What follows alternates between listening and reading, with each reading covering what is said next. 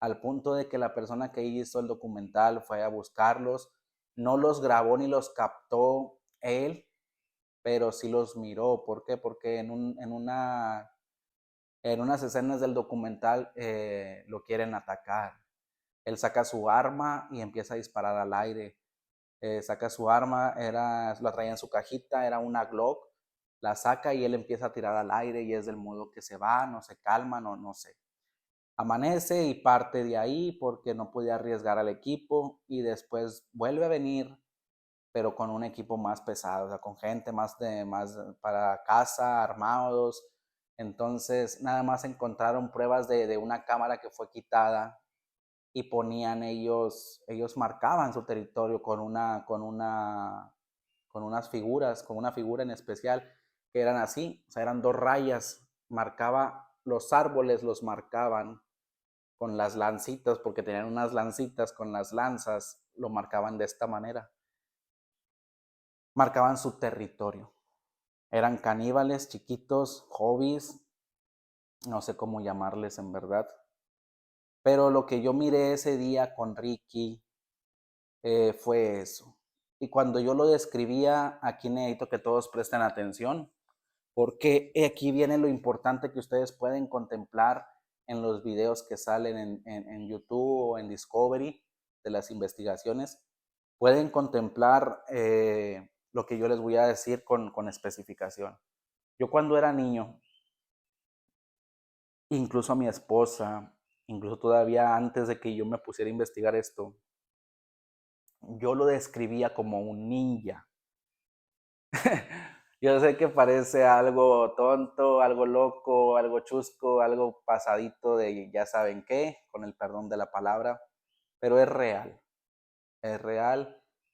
pero mi descripción como niño era de esta manera. Incluso les voy a decir cómo se lo redacté a mi abuela, que en paz descanse, y a mi madre. Yo llegué, me bajan porque hubo testigos que lo miran, pero yo les voy a hablar del proyecto, del proceso, perdón, de que yo camino, salgo de la casa de mi amigo Ricky, me dirijo hacia mi casa por la misma acera, toco la puerta, sale mi madre sale mi abuela y yo empecé a llorar. Sale mi abuela, le habla a mi mamá y le dice, Beatriz, ven el niño, y mi mamá sale hacia la calle, hacia la banqueta, hacia la acera. Entonces, es ahí cuando yo les voy a contar este relato como yo era de niño, que siempre lo tuve en mi mente. Es que miramos algo en los árboles. ¿Qué eran los árboles? Me dicen, ¿verdad? Y yo les contesté, yo recuerdo que les dije que era una persona como un ninja con chocolate, como un ninja lleno de lodo, cubierto todo de un solo color, o sea, cubierto todo de un solo color como café, como chocolate, yo así lo decía. Su boca tapada y nada más se le miraban los ojos. Y al ver el documental, porque el doctor Tim sí lo grabó con su cámara, sí encontraron la cámara donde él grabó todo. Eh, lo blanco que se miraba aquí y lo blanco que se miraba en la cintura, que yo lo comparaba como con un ninja, con un karateca, con un ninja, era su misma piel. No eran tonos, destellos de tonos blancos. Y ese me imagino que era donde no había cabello. ¿Por qué? Porque cuando hacen el acercamiento, cuando yo decía que escurría así, pónganme atención, que cuando yo decía que escurría así como en casita, que era chocolate o lodo, era su cabello. Eran de un cabello largo, con partes de mucho pelo y otras partes no, pero eran personas, o sea, eran personitas, no eran changos, ni monos, ni nada. Yo le explico eso a mi abuela y a mi madre, mi mamá como toda persona que no cree en esas cosas, ¿verdad? Y lo menos viniendo de un niño, va con los papás de mi amigo Ricky y oh sorpresa. Cuando regresa mi mamá, pues lo último que recuerdo en mi cerebro, en mis escenas, en mi película, de mi cabeza, es que mi abuela le preguntó qué pasó, ¿es verdad o qué pasó o no? Y mi mamá nada más contestó que sí. Y de ahí yo no recuerdo más qué pasó, qué se dijeron, qué nos dijimos. No, porque era un niño y tenía miedo. Cuando nosotros lo miramos igual como lo describe. Eso fue lo que me llevó a la investigación. ¿Por qué? Porque lo miramos, Ricky y yo lo miramos como casi idéntica la escena, como cuando el doctor Tim lo, lo capta en su cámara, en esas cámaras antiguitas. Era 1977. Entonces, esa personita, cuando nosotros estábamos jugando el Super Nintendo en el suelo, acostados, con las almohadas y con la casita así va de esa, y estábamos jugando, se empezaron a mover los árboles, como cuando mueves los árboles, pero cierta, no hay aire, no hay viento y cierta área nada más. Pum, pum, pum, pum, pum, pum, pum. Entonces nosotros volteamos una, dos, tres, ya hasta cuando el árbol definitivamente se movió muy, muy, muy fuerte, que nos dio miedo porque se movía y se paraba. Se movía y se paraba. Entonces en una de esas que ya el árbol se mueve muy fuerte, nosotros bajamos corriendo. Le contamos al papá de Ricky, el papá de Ricky igualmente no nos creía. La única persona que nos creyó en ese momento, que yo quiero suponer que ya no estaba por la edad, era la abuelita de Ricky. La abuelita de Ricky yo creo que era hermana o cristiana o algo, o iba a la iglesia porque ella siempre traía la Biblia. Y le dijo al Señor que nos acompañara y que fuera a checar arriba qué estaba pasando, que nos hiciera caso, que confiara en lo que le estábamos diciendo nosotros.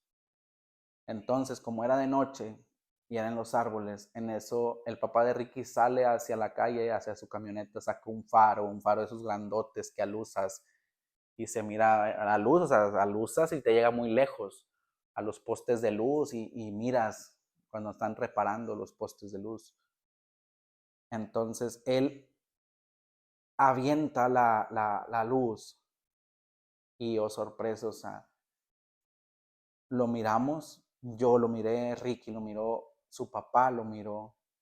Era esa personita de 60, 70, 80 centímetros, agarrada del árbol, o sea, agarrada así de los árboles y moviéndolas casi idénticamente como en la cinta que sale del Dr. Tim.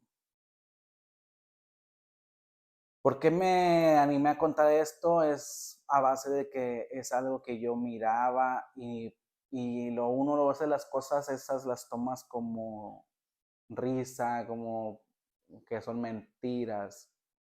Pero mi esposa fue la primera que lo descubrió.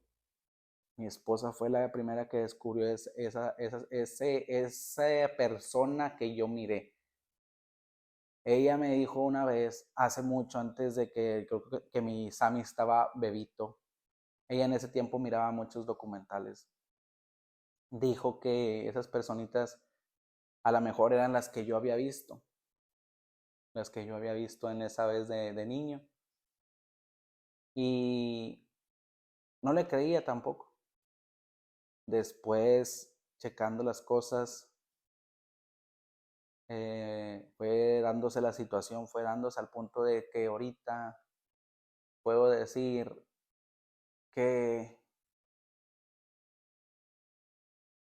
lo investigué a fondo.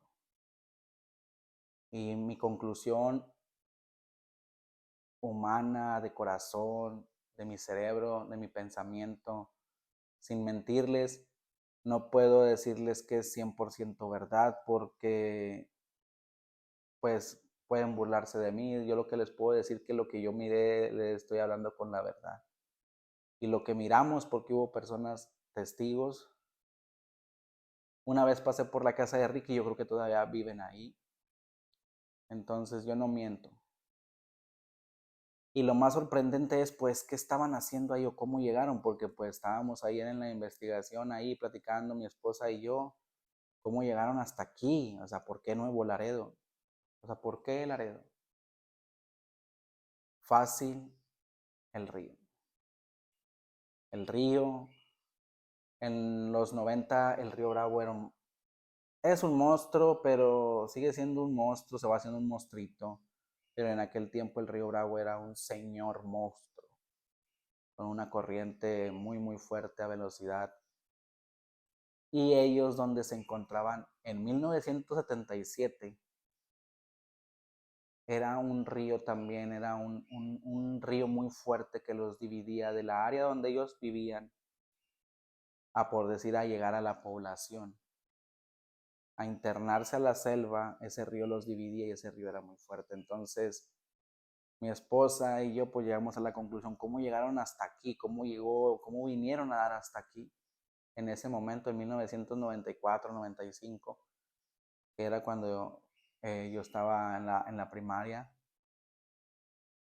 ¿Cómo llegaron a dar ahí? Pues por medio del río, porque el río, les vuelvo a repetir cuando empecé este video, está muy cerca de esas colonias que viene siendo la colonia Viveros y así va de norte a sur, y esas colonias que están pegadas al río son colonias muy arboladas, que tienen muchos árboles. Entonces, incluso ese árbol que estaba ahí no era ni de la casa de Ricky, era de un vecino. Y a partir de ese vecino hasta donde yo vivía, por esa misma acera, pero por el patio de atrás, había muchos árboles. Incluso en las noches, sacando conclusiones, mi hermano también las miraba cuando él estaba bebito, porque mi mamá siempre nos llevaba a dar la vuelta cuando descansaba los sábados, nos sacaba a pasear en las tardes y llegábamos ya en la noche con la cena. Y mi hermano era un bebé que ya baboseaba, o sea, así, y hablaba con señas. Y siempre yo recuerdo que hubo varios sábados seguidos que él, cuando nos bajábamos del carro, él apuntaba hacia arriba. Por enfrente de la acera había unas palmas, varias palmas, muy, muy grandes, muy altas, muy, muy grandes, muy altas. Yo creo que mi hermano las miraba como un bebé, como un niño. Yo creo que él llegó a ver esas personas. Porque yo recuerdo que sí llegó a decir, así babuceando, o sea, que habían personas, que había algo, que había visto así, siempre decía con los manías que dos. Entonces, eso es una historia real. Ojalá algún día este video trascienda y esa historia pudiera llegar hasta Netflix o a Amazon o alguna plataforma, alguna casa productora. Yo creo que hay mucho que contar de la historia del Dr. Tim. Y pues qué más que también si mi pedazo de historia saliera en una escena. ¿Por qué? Porque hay cómo comprobar, o sea, hay cómo comprobar, era una persona adulta, mi madre ya no está, mi madre falleció, ¿verdad? Pero yo quiero pensar que si el papá de Ricky no está, también que haya fallecido, mínimo que esté Ricky para confirmar eso que nosotros miramos, que era lo mismo que miró el doctor Tim en 1977. Ahora bien, aquí vamos a terminar el video y quiero agradecerles a todos. Espero que les guste, espero que lo compartan. Hay más que contar de esta historia, no crean que fue todo. Hay más cosas que están involucradas con esa situación, pero esta es una parte.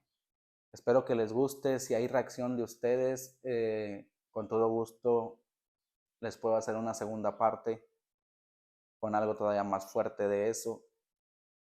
Entonces, para concluir, yo creo que la pregunta que a lo mejor no se la han hecho ustedes, pero yo me la hice el día de ayer: ¿qué quería de nosotros? ¿Qué querían? ¿Qué querían más bien sería qué querían de nosotros?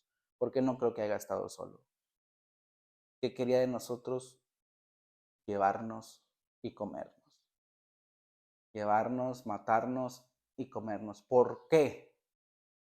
Porque el investigador que hace el documental llega a una aldea que está a pasos, metros de las cuevas de el Alub, o Lilub, Alalub, algo así, el Elub, Alalub, de unas cuevas de Indonesia y de Flores, que supuestamente ahí ellos era donde vivían. Pero los aldeanos le cuentan al investigador que ellos lo que hacían era robarse niños para matarlos y comérselos. Entonces, ¿qué es lo que nos esperaba a mí? A Ricky, Ricky estaba gordito, le decía yo ayer a mi esposa. Ricky estaba gordito, yo estaba todo flaquito, el que se iban a cuajar era con Ricky. Pero, ¿cuál era la idea? Era hacernos algo malo. Espero que les guste, espero que lo compartan esta edición especial del proyecto de Luis Vacio, de los podcasts, de todo el contenido mío. Espero que lo compartan, denle like, compártanlo. Si les gusta y trasciende este video, con todo gusto hago la segunda parte porque sí hay segunda parte. Entonces, muchas gracias a todos, gracias. Y pues ya saben, no se pierdan el próximo programa de Luis Vacio, A Sangre y Fuego. Gracias.